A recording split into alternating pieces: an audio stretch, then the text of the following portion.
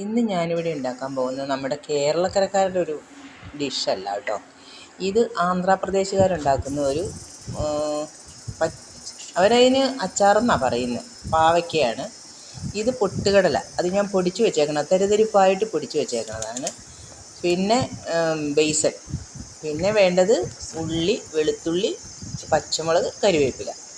ആദ്യം നമുക്ക് ഈ പാവയ്ക്ക നല്ലോണം സൺഫ്ലവർ ഓയിലാണ് ഒഴിച്ചേക്കണേ. അതിനകത്ത് പാവയ്ക്കകത്ത് ഞാൻ ഉപ്പ് തിരുമ്മിയാണ് വെച്ചിരിക്കുന്നത്. അതൊന്ന് നന്നായിട്ട് വറുത്ത് പോരാ, അങ്ങ് കരിഞ്ഞു പോകണ്ട കേട്ടോ. അത് ഇതുപോലെ ഒരു ഗോൾഡൻ കളറാകുമ്പോൾ നമുക്കതിനെ ഒന്ന് കോരി മാറ്റി വയ്ക്കാം. എന്നിട്ട് അതിലേക്ക് നമുക്ക് ആദ്യമേ തന്നെ വെളുത്തുള്ളി ചതച്ച് വെച്ചേക്കണത് ഇട്ട് കൊടുക്കാം. വെളുത്തുള്ളി ചതച്ച് വെച്ചേക്കണതും കരിവേപ്പില, പിന്നെ പച്ചമുളകും സവാളയും കൂടി ഇട്ട് ഒന്ന് മൂപ്പിച്ചെടുക്കാം. നല്ലോണം ഒന്ന് മൂപ്പിച്ചെടുക്കാം. അതൊന്ന് നല്ലോണം മൂത്ത് വരുമ്പോൾ മൂത്ത് വരട്ടെ. അതിനകത്ത് ഞാൻ ഈ മുളക് കുത്തിപ്പൊടിച്ചാണ് വെച്ചിരിക്കുന്നത്. അതെന്തിനാണ് അങ്ങനെ കുത്തിപ്പൊടിച്ച് വെച്ചതെന്ന് വെച്ചാൽ എൻ്റെ കയ്യിലിരിക്കുന്ന മുളകിന് ഇതിന് ശകലം എരിവ് വേണം.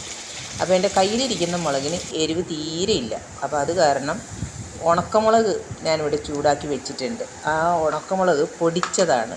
അത് പൊടിച്ചതല്ല, ചതച്ചെടുത്തതാണത്.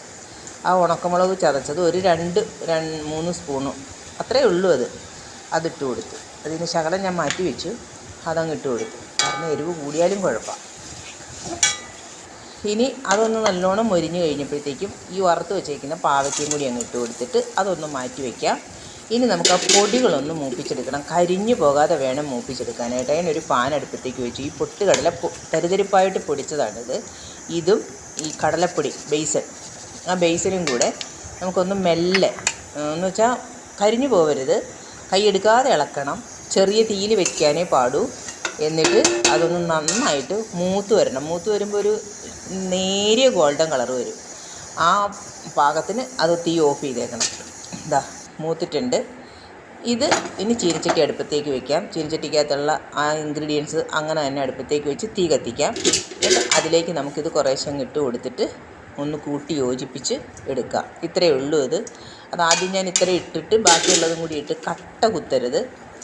ഇത് എത്ര നാൾ വേണമെങ്കിലും കേടുകൂടാതിരുന്നോളും. ഭയങ്കര ടേസ്റ്റാണ് ഇതിന്. ഇതൊരു ആന്ധ്രാപ്രദേശുകാരുടെ കറിയാണ്, സൂപ്പറാണ്. അപ്പോൾ ഇത്രയേ ഉള്ളൂ. എന്നെ സബ്സ്ക്രൈബ് ചെയ്യാൻ മറക്കല്ലേ.